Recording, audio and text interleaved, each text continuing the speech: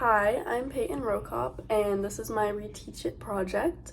For this project, I wanted to create a series of art that shows the struggles women face when it comes to educational and occupational segregation, and I wanted these pieces to show the differences that women face in school, work, and parenthood. Each piece is obviously a piece of art, and it has some research that I did on the back, and I will read and explain the piece as I go along and kind of explain how this cycle reinforces itself. So to begin with, here's how the art pieces will look. I have my research on the back as well as sources on the bottom of each page. This one is about schoolwork. I'm going to kind of explain how each piece fits in after I read all the research I did on this topic. I'm going to hold it here so you can see the whole thing. Okay. So teachers often fail to see girls' raised hands, and they limit their interactions with female students to social and non-academic topics. Male students often lead and dominate classroom discussions, even though girls generally perform better in school than boys. Girls face discrimination and stereotyping by teachers, are often exposed to gender-based violence, exclusion from school due to pregnancy or early marriage, and a greater burden of chores at home, leaving less time to do schoolwork. Even though women are more educated today than at any point in history, we are still not as educated as men. 60 years ago, nearly 50% of women had no formal schooling. Now that number is less than 1/5 of adult women. Countries with higher educations have lower gender gaps, so the shift towards higher schooling for women is great. However, eliminating gender gaps in education does not produce equal outcomes for women. Once women leave school, they face gender inequality in the labor markets and even in their own households. So what that means is that female students, although they perform better in school, which is kind of why she has all these great graded papers here, they are often limited and whittled down to their social attributes rather than their actual intelligence. So this here shows, she's trying to drown out the noise, kind of. There's girls gossiping. They think that's what she's supposed to be included in rather than the men, which are leading the discussion. The teacher's face backwards from her. He's not calling on her. He's not including her in this discussion. So she's kind of left out even though she's performing just as well as the male students, and this kind of starts this cycle of inequality. And my source for this specific one was the Center for Global Development. So once women leave school, this gender gap is continued into the workforce. So here's the art piece for the workforce. Gender inequality exists at all levels of business. This can look like unequal pay, gender stereotypes, and even fewer promotions.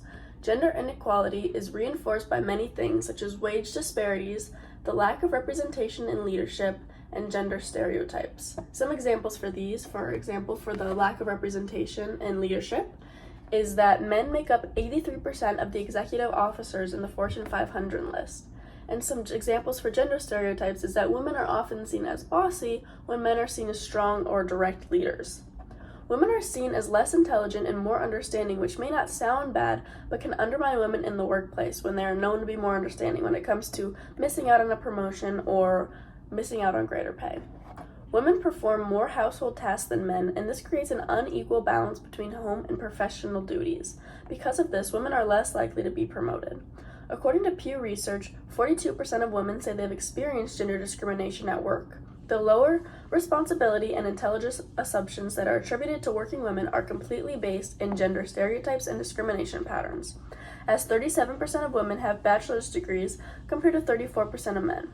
Despite women's overqualification, only 24% of CEOs are women, and they may make up 74% as much as male CEOs.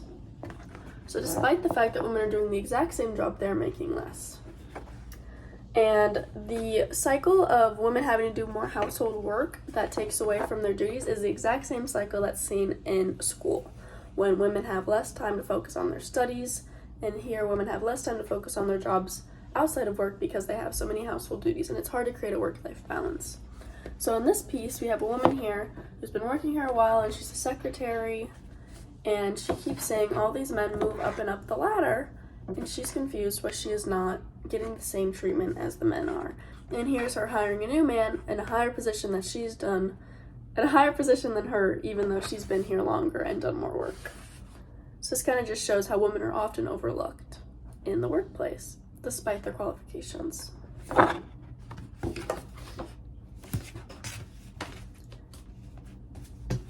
And even though women are forced to do more housework and are always in the home more than men are, they are still facing this gap, this gender gap, in their own homes. So here is my final artwork about single parenthood and, more importantly, being a single mother. And here is a mother holding her baby, and in this background, it's all these things that she should be doing. She says, I should be working, I should be sleeping, I have to clean the house, I have to feed the baby, blah, blah, blah, blah. All the thoughts that go on inside a single mother's head while she's stuck taking care of a baby. So here's my research and description for this. Mothers are more likely to be single parents. Parenthood contributes to gender gaps. Mothers are more likely to experience work-family conflict, contributing significantly to the gender gaps in both education and labor. Because of this, women are likely to work lower-paying jobs and therefore make less money. Women are more likely than men to report their children as a consideration while choosing a career. This is 60% of men or women compared to 43% of men. Single motherhood is not only tough on the mother but also on the child. Single mothers spend less quality time with their children and are more likely to have negative feelings towards parenting. Single parenthood is often a self-fulfilling role. Due to work and emotional overload, as well as the responsibility of raising a kid, single mothers are more likely to have relationship problems and have troubles finding new partners. Women face gender disparities in all aspects of life. Each piece contributes to the next, creating a never-ending cycle. So when a woman is a single mother, it is hard for her to ever have the time to find a new partner to help support her, which makes it even harder to have the right amount of time to contribute towards a higher paying job. It's just a never-ending cycle, and each thing feeds into the next. So here are the three pieces one final time. We have gender discrimination in school, work, and finally in parenthood. Here's all my research. Thank you so much.